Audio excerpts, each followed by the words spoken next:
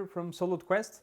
Welcome. Today we're here to talk about ghost stories. So you've probably seen the playthrough. You've seen how much fun this game can be. I hope you found it fun, because I certainly do. This is one of those co-op classics.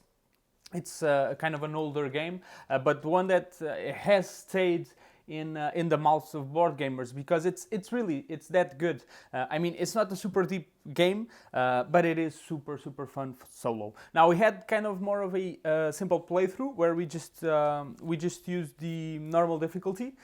This can be scaled. You can have the easier difficulty. You can play on normal, or you can have there are two other ones. I can't remember the name. I don't know if it's just hard or nightmare infernal, something like that. But you can scale the difficulty, so that brings a little bit more replayability to the game, and it gives it a bit more legs to stand the test of time. Because if you just play on normal, you will probably get tired of the game, I gotta say. I don't usually play on normal anymore. This is a game that, I mean, a lot of people complain that it's really difficult. And it's hard to get a grip of it at the start, I'll admit, and mostly because of another issue that I will talk in a few minutes. But it is a game that you might have a few issues at the start to have a grip on. But once you start learning the mechanics and you figure out how to beat it, you will probably do it like 90% of the time playing on normal. So having that option to just up the difficulty is very much appreciated, and it's a good addition to the game. And it gives it much more an interesting end game to it, because as you saw in our playthrough, so you have the Wu Fang incarnations. There's 1, 2, 3, 4, 5, 6, 7, 8, 9. There's 10 of them, and they're all pretty much the same. I mean, we actually got an easier one. There's one that asks for one of each color on the Tau tokens or Tau dice. So you need one of each color. I mean, you can't use blanks for this one. So there are a few ones that are actually pretty harder than the one we got. We got an easy one. That's why we just, as soon as it appeared, we managed to defeat it. But there are much harder ones. And on the higher difficulty levels, you can't just beat one Wu Fang. You have to beat one, and then another one will be appearing, and then another one. I think it's 3 on the next difficulty level. And that's where this game, I mean, starts to shine. Because then you will, I mean, the decisions are kind of straightforward, again, once you learn the game on normal. But once you start upping that difficulty and ramping it up, your choices are going to ramp up as well. And you will have to think much harder on what you're going to do. And how you can beat the game, and it's going to really bring a challenge to your table every time you play. So in that sense, I think it has legs and that's why it stood the test of time, and that's why it's still being talked about, this game. I mean, I think most people would recommend this game for co-op and solo. I don't see many people dishing out on this game because there's really nothing to dish out. I mean, if I had to say something bad about it, maybe it's that the games might be a bit too samey. So you have your strategy that you will apply when playing on normal. If you're doing it on the harder level, you might just do something similar. I mean, you will have. I mean, I certainly have my preferred actions on the board. I mean, I love the Pavilion of the Divine Winds. I think that's the name. The one where you go with your monk, you move a ghost into the Buddha, and then you can move into the center to pick up those tokens that you use, the neutral tokens, to get the powers of the other monks. I love that tile. That's probably the tile I use the most. I don't know, I like the tile with the Buddhas. Yes, of course, I like that one. I love the tile where you roll two Tau dice, and you take tokens of that color. So yeah, I have my own personal strategies, and I have to admit that when playing on harder difficulties, I go for a bit of the same stuff. So in that sense, I mean, the game can be a little bit samey, in which you are kind of doing the same stuff. I mean, I think the replayability here comes from the fact of the difficult situations that the game then puts you on. Let's say there's a ghost here. You draw a ghost, and it's one of those that are weak, but draw another ghost. So you place another ghost on let's say the red board, but then the red board becomes overflown, and you have to do that. You have to go there and exercise that board. But at the same time, I don't know, some other ghost is haunting the board on the yellow side, so you have to rush there as well. So you might just change your strategy altogether, depending on the hard situations that the game throws at you. Because on hard, you will be much more pressed than we were on normal difficulty. I mean, much more. There's no way. Near the end game, where Wu Fang is coming up, the pressure will be on you for sure. And yeah, those situations are, I think, where the game shines. So I mean, until getting there on hard, maybe it's going to be a bit samey. And that's probably the only bad thing I have to say about the game, the only complaint.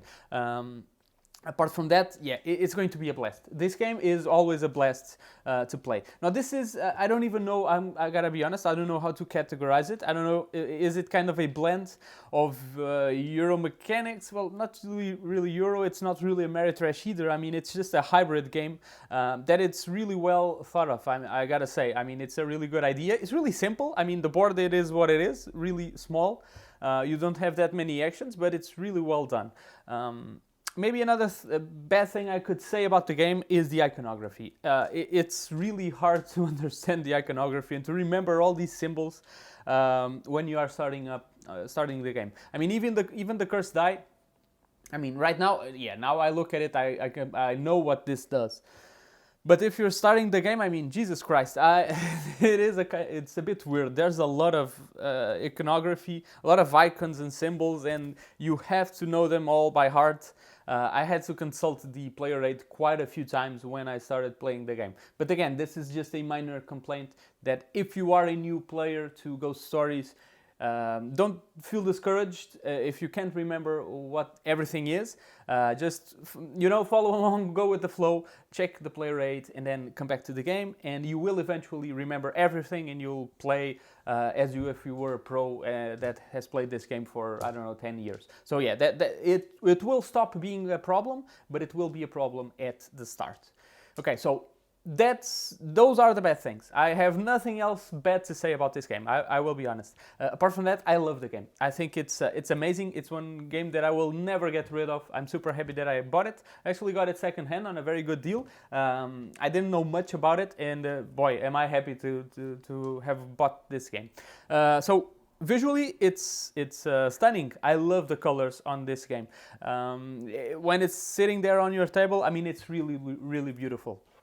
The village tiles, I don't know, I just love the artwork and I love the color on the game. I'm more of a sucker for good colors on a board game more than the quality of the drawing itself, I'll be honest. So if it has good colors, if it really pops on the table, that's what's going to attract me. And this one definitely has that. I mean, even the cover, it's quite colorful. I mean, again, not the best drawing in the world. I mean, not saying that it's bad, it's not, but it's just maybe the style of the drawing isn't my personal style, my personal favorite. But then the colors, they do it for me. I love the colors that are used in this game, and I love how everything then looks. I mean, it's a great marriage between the artwork and the colors that are on the game. Apart from that, I mean, component quality, everything is great. Village tiles are good. Player boards are good. Thick cardboard, yes, thank God. There's a few games in here with some player boards that are kind of like this size, but are really just paperish and are really bad. But not here. Everything is very good. The ghost cards are great. I mean, what else? Even the pawns. I mean, I love these little ghosts, the haunters.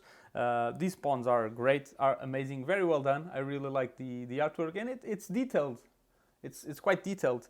You have the little Buddhas again, amazing. I love the Buddhas. I actually prefer the Buddhas to the ghosts. I really like the touch that they actually gave us Buddhas, and not just a token that you place here. They could have just went with tokens, but no, they actually went and did the Buddha statues, and that's amazing. And then you have the monks. They are quite fine as well. I mean, if you could ask for something, maybe you would ask for different poses on the different monks. But I mean, come on, it doesn't matter. It's just, yeah, that's just nitpicky. That's just a utopia for me. This is all of this is fine. The components are just amazing quality. Even you have the top tokens. You have, well, these are just regular tokens. I mean, nothing to write home about. But apart from that, the tiles are amazing, and I really dig the artwork. It's very suitable for this theme. I really like the incarnations of Wu Feng. Very good artwork there. And I mean, gameplay-wise, it's pretty good. It's really good. Again, it's different. It's kind of a hybrid. I can't really tell you, I mean, what type of game this is. It's really a hybrid, a little mesh of different mechanics, but they were put together very well, very expertly. It's very well thought of. I mean, it will bring you quite a few challenging moments. It will have you thinking. I mean, it is a thinky game at the same time that it is an action game, because I mean, you are running around, rolling dice. I mean, this is not a dice chucker. Don't get me wrong. If you don't know me yet, I kind of hate games that depend on dice. This one does depend, but you have so many ways to mitigate bad rolls. I mean, you have your tile tokens. You can just go here and exercise a ghost if you want. You can use a tile that just clears a ghost if you don't want to risk and roll the dice. So, I mean, these dice are just, although they are the main mechanic or the main tool you are using to exercise ghosts, you are not heavily depending on them, if you get my feeling. So it's fine. It's fine with having dice, and I like how they added the dice here. So I mean, for me, this is the perfect way to use dice. If you are going to use dice in a board game, do it like this, where you are rolling the dice, but after rolling, there's so many ways to mitigate. There's so many ways to, let's say, if you have a bad roll, you don't have the tile tokens, then someone else can just go on the village tile and exercise that ghost. I mean, the game isn't lost because of one or two bad dice rolls, and that's, thank God, that's a good thing. So I can't complain about the dice. I actually like them here. I like that bit of a random factor, that risking. I mean, going there and okay, I don't have tau tokens, but I just need one yellow. I mean, that's a risk you can take for sure. If it's too risky, I'm rolling 3 dice and I need I don't know, 2 or 3 yellows. But maybe that's a bit risky. That's on you if you're going there, or you can just get a tau token and then go there, and that's going to be less risky, even though you're rolling dice. So I like that risk factor that they have put in with the dice mechanic. Apart from that, all of this is pretty good. I like that you can only move once with the monk. That's really that's a good pressure mechanic as well on the game, because you just have one. You're going here, you can't get to the other side of the board fast. You will either have to use one of those tokens, or it's going to be hard getting there really fast. And again, those tokens are awesome, because although, well, they do bring, I mean, if you, let's say I'm using the blue monk, the one that does 2 exorcisms or uses the villager 2 times, having those 3 tokens does make the game a little bit samey, in the sense that even though I have this monk, I can just use the other abilities. So I'm using kind of the 4 abilities on every single game. Although, I mean, I will use the one on my monk the most, yes.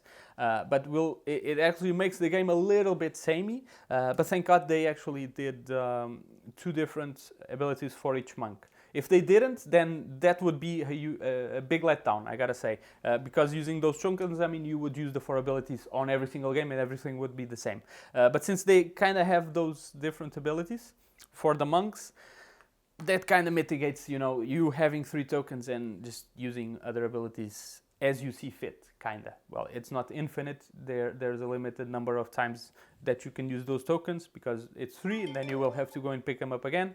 But even then, I think it's fine. I think it's fine. But again, some people might find it a bit samey, faster than I did. It is one of the caveats of the game, that it can get a little bit samey because of all of that. But still, I mean, it's going to be fun. You probably, I mean, I don't know. I don't play it, I mean, every single week. So honestly, if I do a little bit of a break between plays, every single time I come back to it, it's super, super fun. I really like the game. I like, that pressure that it brings, without being, I mean, impossible to beat. It's not impossible. I mean, if you start learning the mechanics, it's going to be super, super fun, and very, it's a thinky game packed into an action box. Because, you're going to run around, you're going to roll dice, exercising these ghosts. I mean, it's not like a kung fu movie, but it's a pretty good one. It's a pretty good game, I gotta say. So yeah, it gets a big thumbs up for me. I mean, I really love the game. Definitely I'm going to keep this, and I would definitely recommend this game to any solo gamer. You can play it co-op, so hey, there's a plus there. So yeah, why not get this game? It's very recommended. I really like it. This is Ghost Stories by Repo Productions, and yeah, I hope you guys enjoyed the playthrough. I did one on normal. I mean, I don't know if there's a need to do one on the higher difficulty level. I mean, I might come back to it later on, but not soon. Might do one with, I don't know, maybe using the 4 monks and using it on the harder difficulty level, just to spice things up and show you another perspective of the game, show you how different it can be. But yeah, until then, I hope this is enough for you guys. I hope you liked the video and my impressions were clear. Yeah, I like this game a lot. That's Ghost Stories. I will see you on the next one, guys. Bye-bye.